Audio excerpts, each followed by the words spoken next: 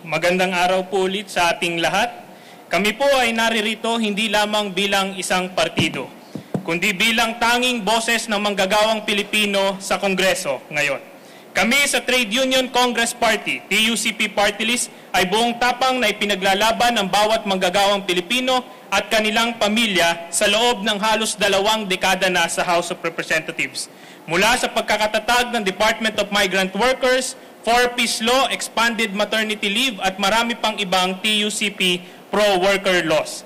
Kami po sa TUCP ay muling lalahok sa darating na halalan sapagkat tuloy ang laban ng TUCP para sa manggagawang Pilipino sa Kongreso. Higit 3 dekada nang nangunguna ang TUCP sa taas sahod sa bawat rehiyon.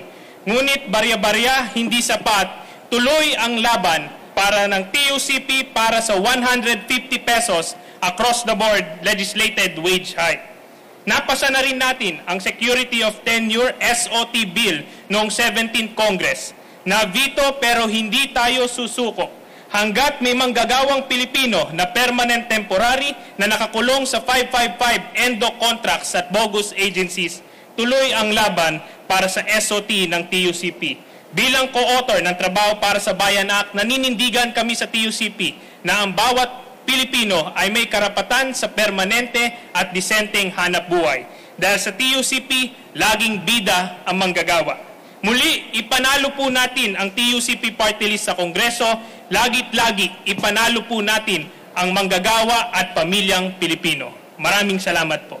Salamat din po. Okay, for the tanong, sino ito? Kipasa na lang po yung microphone. Covered? Ay. Kanino?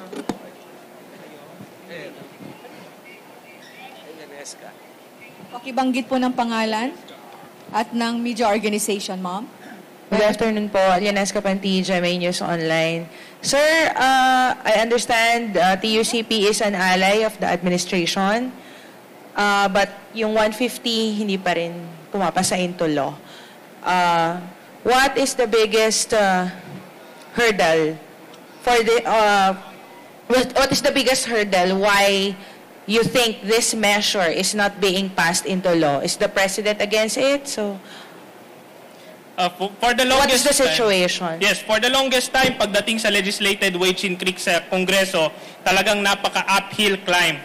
Una dyan, kami ay nag-iisa, kagaya nung nabanggit ko, kami nag-iisang Workers' Party na nasa Kongreso ngayon. Isa lamang ho yung aming representante. Pangalawa ho, napakalakas ho nung lobby ng ating mga kaibigan sa employers at big business at foreign chambers.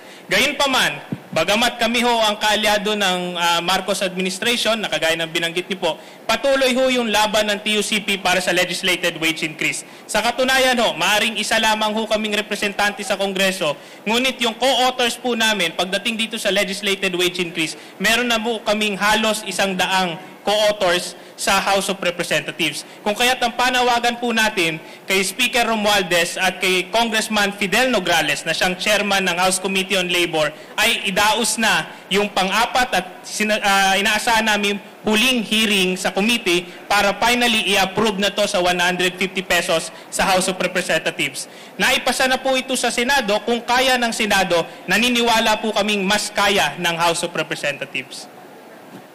Thank you po. That will be all. Next question, Salamat please. din po. Meron pa pong magtatanong? Mukhang wala na po. Maraming salamat po ulit. Thank you, sir. Sir, sa gitna na lang. Sa gitna po ulit. For the photo op. Face the camera.